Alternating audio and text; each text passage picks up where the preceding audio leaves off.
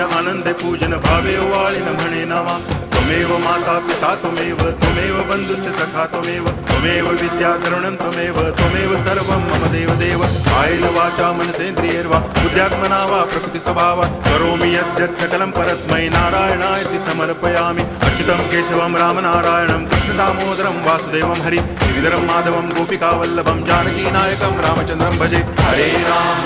Ram